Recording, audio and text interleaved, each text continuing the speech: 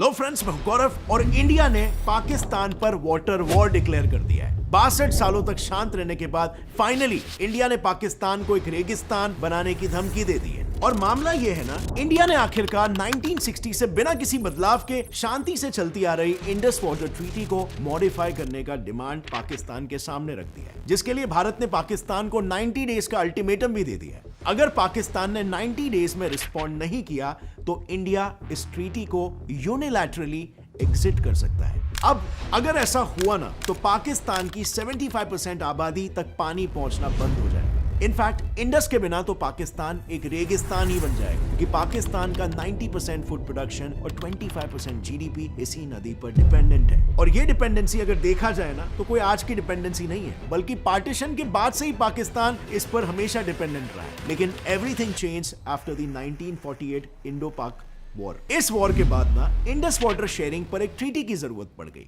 देखो, पार्टीशन के बाद एक दिन 1948 को कश्मीर में पाकिस्तान के रिपीटेड इनकर्जन्स को देखकर कुछ देशभक्त इंजीनियर्स ने पाकिस्तान में जाने वाले पानी को डैम्स की मदद से रोक लिया और बस इस एक अकेले मुद्दे को उठाकर पाकिस्तान इंडस वाटर ट्रीटी मांगने लग गया। बट माइंड यू, ये इंडिया का इंडस रिवर का इस्तेमाल करके पाकिस्तान को थ्रेटन करने का पहला और आखिरी एक्शन था। हालांकि इस इंसिडेंट के तुरंत बाद इंडिया ने कैनल्स को फिर से शुरू कर दिया, लेकिन फिर भी इस इंसिडेंट का फायदा उठाकर पाकिस्तान ने वर्ल्ड बैंक को अप्रोच किया और अल्टीमेटली वर्ल्ड बैंक ने इंडिया और पाकिस्तान के बीच साइन करवाया the infamous Indus water treaty. अब अगर देखा जाए ना तो इंडस वाटर ट्रीटी को दुनिया की सबसे सक्सेसफुल और सबसे ज्यादा जेनरस ट्रीटी का मानी जाती है। एक बार तो फॉर्मर यूएस प्रेसिडेंट आइजनहोवर ने इसको डिस्क्राइब करते हुए ये कहा था कि ट्रीटी इस डिप्रेसिंग दुनिया में एक चमकता हुआ सितारे जैसा है। और हो भी क्यों ना, क्योंकि इस ट्रीटी को साइन करके इंडिया ने दुनिया भर में एक एग्जाम्पल सेट कर दिया पीस और यूनिटी का। जरा इन रिवर्स को देखो, इंडस और उसकी ट्रिब्यूटरीज इंडिया से फ्लो होकर पाकिस्तान में जाती है, यानी इंडिया टेक्निकली ठहरा अपर रिपेरियन नेशन, जबकि Pakistan is downstream riparian nation. अब क्योंकि अपर रिपेरियन नेशंस के पास रिवर फ्लोज का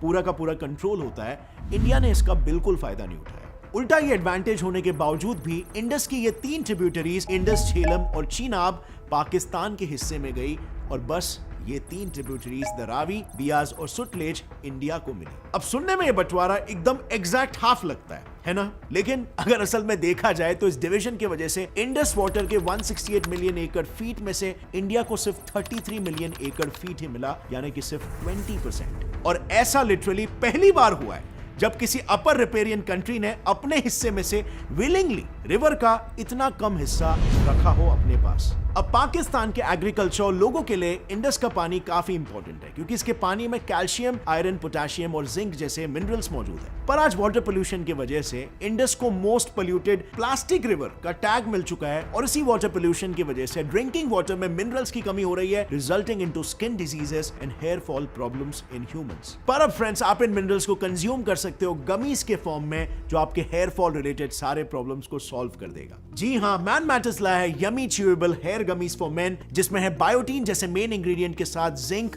और मल्टीविटामिन्स जैसे विटामिन ए, सी और ई। और इससे आपकी हेयर फॉल और हेयर थिनिंग की प्रॉब्लम तो सॉल्व हो ही जाएगी, पर साथ ही साथ आपके बाल और घने और मजबूत भी होंगे। बेस्ट रिजल्ट के लिए डेली एक गमी खाओ और 2 से 3 महीनों तक आपको इसका रिजल्ट दिख जाएगा। ये गमीज 100% शुगर फ्री होने के साथ साथ जेलेटिन फ्री भी है और वीगन है, जिसके कोई साइड इफेक्ट्स नहीं है। तो आज ही ये च्यूएबल गमीज ऑर्डर कीजिए, वीडियो के नीचे दिया है लिंक। और साथ ही में ये मत भूलो, मैन मैटर्स देता है आपको फ्री ऑनलाइन डॉक्टर कंसल्टेशन भी रिगार्डिंग एनी मेन प्रॉब्लम जैसे acne, hair loss, skin problems and even sexual problems. तो free online doctor consultation book करने के लिए भी click on the link in the description.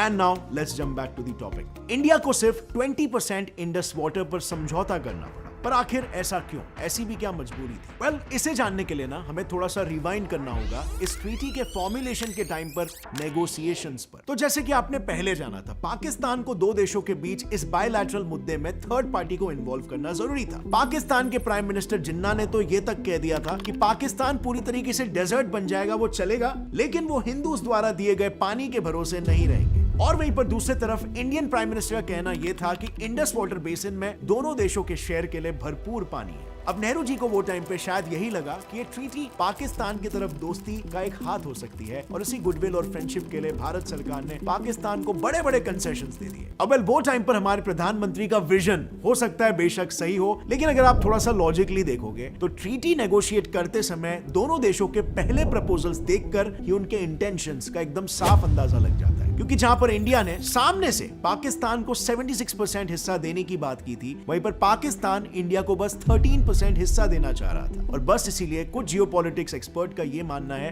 कि इन इंडियन डिमांड से world bank को झट से यह समझ में आ गया कि इंडिया एक सॉफ्ट टारगेट है, उसका एक सॉफ्ट साइड है और इस सॉफ्ट साइड को एक्सप्लॉइट किया जा सकता है। और बस फिर वर्ल्ड बैंक ने खुद को पाकिस्तान का एक सेल्फ प्रोक्लेम्ड लॉयर बनाकर यह प्रपोज किया कि इंडस रिवर का 80% पानी पाकिस्तान को दिया जाए और 20% सिर्फ इंडिया को मिले। And to no one surprise, Indian side ने भी इस हाईली पार्शियल प्लान को थम्स अप कर दिया और इसीलिए इतिहास में इस इंसिडेंट को नेहरूज 6th ब्लंडर भी कहा जाता है। अब डेफिनेटली इस डिसीजन के लिए नेहरू जी को काफी क्रिटिसिज्म भी फेस करना पड़ा, सो मच सो कि लोकसभा में नेहरू जी को अपने डिफेंस में यह कहना पड़ा कि हमने सिर्फ एक सेटलमेंट ही नहीं बल्कि दोनों देशों के बीच पीस खरीदा है। लेकिन इस स्टेटमेंट का कोई फायदा नहीं हुआ क्योंकि खुद कांग्रेस के एमपीज ने भी इसका जमकर विरोध किया। कई एमपीज ने ब्लंटली ये कह दिया कि नेहरू जी की वजह से वो बहुत ही लेट डाउन फील कर रहे हैं और एमपी अशोक गुहा ने तो ये ब्लंटली कहा कि पाकिस्तान को खुश करने के लिए इंडिया ने अपने ही इंटरेस्ट की कुर्बानी दे दी है। वाह भाई वाह। और अंत में अगर देखा जाए तो हुआ भी ये,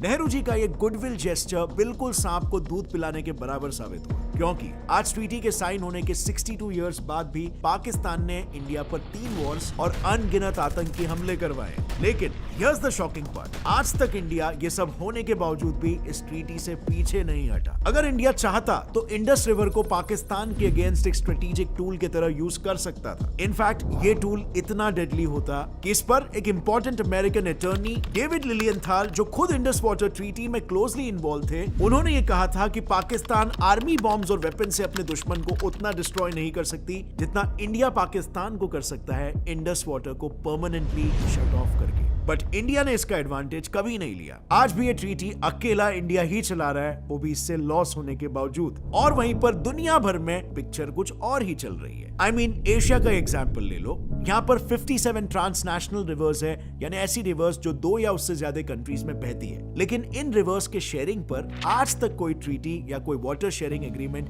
कभी बना नहीं। चाइना का ही केस ले लो, ये एक ऐसा कंट्री है जहाँ सबसे ज्यादा ट्रांसनेशनल रिवर्स ओरिजिनेट करती है। स्पेसिफिकली अगर देखें तो चाइना से 18 से ज्यादा रिवर्स डाउनस्ट्रीम कंट्रीज में जाती है, लेकिन चाइना ने इनमें से एक भी कंट्री के साथ कोई भी वाटर शेयरिंग ट्रीटी नहीं साइन किया है। वो बस अनहिंज तरीकों से इन सभी रिवर्स के फ्लो को कंट्रोल करता है। लेकिन इंडिया की बात करें तो नॉट ओनली पाकिस्तान बट हमने बांग्लादेश के साथ भी वाटर शेयरिंग ट्रीटी साइन कर रखी है और हम एशिया में ऐसा करने वाले इकलौते देश है। सो अब फ्रेंड्स, सोचने वाली बात यह है ना कि अब अचानक से ऐसा क्या हुआ कि जो अब इंडिया ने फाइनली इस ट्रीटी पर एक्शन लेने का सोच लिया है। Well, the reason is Pakistan का कॉन्स्टेंटली इंडिया के इंडस रिवर प्रोजेक्ट्स पर सवाल उठाना। सो 2015 में पाकिस्तान ने इंडिया के इंडस रिवर पर बन रहे 2 हाइड्रो पावर डैम्स पर ऑब्जेक्शन रेज किया और एक बार फिर से वो सीधा चला गया वर्ल्ड बैंक के पास।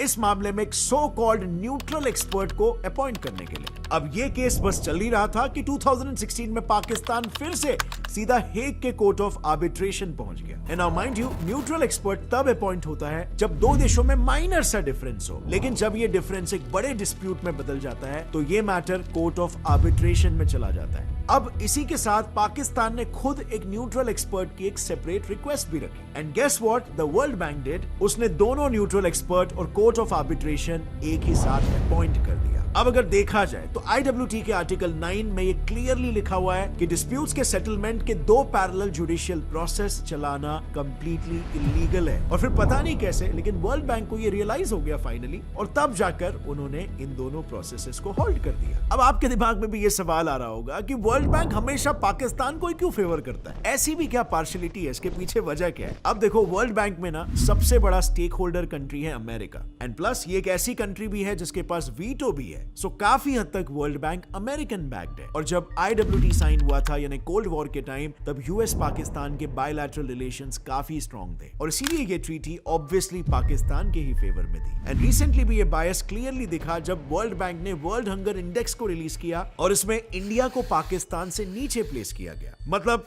कैन यू इमेजिन, इंडिया को पाकिस्तान से भी ज्यादा हंगर प्रोन बता दिया। और इस रीसेंट इशू पर इंडिया ने वर्ल्ड बैंक को ओपनली कह दिया कि उसे इस मैटर में इंटरफेयर करने की कोई जरूरत नहीं है। अब ये जवाब तो वर्ल्ड बैंक को था, लेकिन उरी अटैक के बाद मोदी जी ने ये कह दिया कि खून और पानी एक साथ नहीं बह सकते। हालांकि ऐसा कुछ तो हुआ नहीं, पर मोदी गवर्नमेंट ने ये डिसाइड कर लिया कि वो ट्रीटी के टर्म्स में रहते हुए रिवर वाटर का मैक्सिमम पॉसिबल यूज करेंगे। अब वो बूंद बूंद पानी रोक करके मैं पंजाब के, जम्मू कश्मीर के, हिंदुस्तान के किसानों के लिए वो पानी लाने के लिए कृतसंकल्प। क्योंकि आज तक इंडिया को जो 20% इंडस वाटर अपने हिस्से में मिलता था, उसमें भी हम सिर्फ 93% ही यूज कर रहे थे और बाकी का 7% पानी हमारे हिस्से में से भी हम पाकिस्तान में बह जाने दे रहे थे। साथ ही में हम इंडस वाटर से सिर्फ 8 लाख एकड़ के एरिया को ही इरिगेट कर रहे थे, जबकि हमें ट्रीटी के अंडर 13.2 लाख की परमिशन दी गई थी। तो बस इंडिया ने उसके बाद से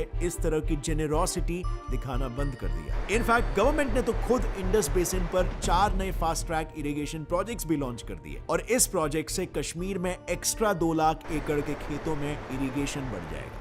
और रही बात फ्रेंड्स पाकिस्तान की, तो जिन डैम्स पर उसने ऑब्जेक्शन रेज किया है उसमें से किशनगंगा तो ऑलरेडी फुल्ली फंक्शनल है। इससे कश्मीरी नहीं बल्कि बहुत सारे नॉर्थ इंडियन स्टेट्स बेनिफिट कर रहे हैं। इससे जनरेट हुई 12% एनर्जी तो ऑलरेडी एनर्जी डेफिशिएंट कश्मीर में जाती है। तो यू कैन इमेजिन ये डैम्स जिससे पाकिस्तान को इतनी प्रॉब्लम्स है वो इंडिया के लिए कितनी बेनिफिशियल है। लेकिन जहां पर इतने सालों तक इंडिया पाकिस्तान को लेकर वाटर शेयरिंग के मामले में इतना जेनरस रहा था, वहीं पर चाइना जो इंडिया के साथ ब्रह्मपुत्र रिवर शेयर करता है, कॉन्स्टेंटली ब्रह्मपुत्र के पानी को अपने तरफ डाइवर्ट कर रहा है। ये चीज चाइना इतनी स्ट्रेटेजिकली कर रहा है ना कि लिटरली उसने वाटर वॉर छेड़ दिया। और इस चीज के बारे में मैंने इस वीडियो में पूरी तरीके से एक्सप्लेन किया है कि कैसे चाइना इंडिया का फायदा उठा रहा है। इसे आप यहां पर क्लिक करके देख सकते हो ताकि आप भी अवेयर रहो। बट फ्रेंड्स, आपको क्या लगता है, क्या इंडिया को इस अनफेयर इंडस वाटर ट्रीटी को रिट्रैक्ट कर लेना चाहिए या अपने पड़ोसी देशों से अमन और शांति की आशा बनाए रखनी चाहिए, जो कि कभी नजर नहीं आता? बट जो भी हो, आप अपने ओपिनियन को नीचे कमेंट्स में शेयर करना। और अगर इस वीडियो से आपको कुछ भी नया सीखने मिला, एक लाइक जरूर ठोकना। Gets it fly fact channel को भी सब्सक्राइब कर लो और बेल नोटिफिकेशन दबाओ ताकि आगे आने वाली ऐसे ही इंटरेस्टिंग वीडियोस आप कभी भी मिस ना करो। See you next time. Till then, as always, stay curious, keep learning and keep growing. Jai Hind.